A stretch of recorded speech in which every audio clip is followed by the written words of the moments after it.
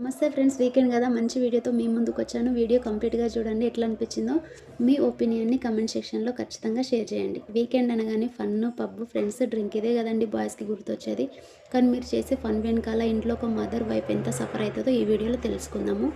Drink చేసే వాళ్ళ కోసమే కాదండి ఈ వీడియో, వాళ్ళ వల్ల సఫర్ అయ్యే వైఫ్స్ అండ్ మదర్స్ కోసం కూడా.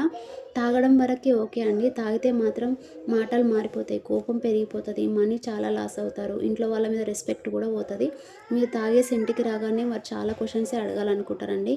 ఎందుకు ఇంతగానం తాగిండ్రు, ఇంట్లో పిల్లలు ఉన్నాయి, బాధ్యతలు ఉన్నాయి, మన ఇంటి విషయం మీకు తెలిసింది కాదు అని చెప్పి చాలా అడగాలనుకుంటారు. కానీ మీరు ఆల్రెడీ తాగేసి కోపంలో ఉన్నారు కాబట్టి ఇట్లాంటి క్వశ్చన్స్ అడిగితే ఇంకా కోపంతో ఇంకా గొడవ చేస్తారేమని చెప్పి ఏమీ అడగరండి.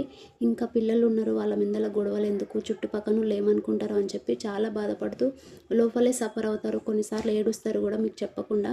కానీ మీరు అర్థం చేసుకుండా మీ పాటికి మీరు ఎంజాయ్ చేసి తిన్నారా లేదని కూడా అడగకుండా పడుకుండిపోతారు మీ పాటికి మీరు.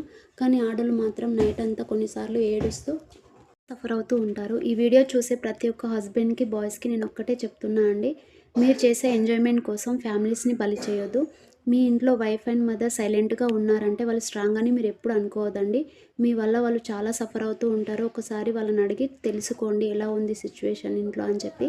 డ్రింక్ ఎప్పుడైనా చాయిస్ అవ్వాలి కానీ ఫ్యామిలీ ఎప్పుడు కూడా చాయిస్ అవ్వద్దండి. ఇదే నేను మీకు చెప్పాలనుకున్నాను. మీ వైఫ్ సైలెంట్గా ఉందంటే తను స్ట్రాంగ్ అని కాదండి, మీ వల్ల ఎంతో భరిస్తుందని అర్థం చేసుకోండి. ఈ వీడియో యూజ్ అనిపిస్తే ఫ్యామిలీ ఫ్రెండ్స్తో షేర్ చేయండి. నచ్చితే లైక్ చేయండి. ఇలాంటి వీడియోస్ కోసం ఛానల్ని ఫాలో. ఈ వీడియో అవేర్నెస్ కోసం మాత్రమే అండి, ఎవరిని ఉద్దేశించి కాదు. మీ ఫ్యామిలీస్ని అర్థం చేసుకొని బ్రతికినన్ని రోజులు హ్యాపీగా ఉండండి.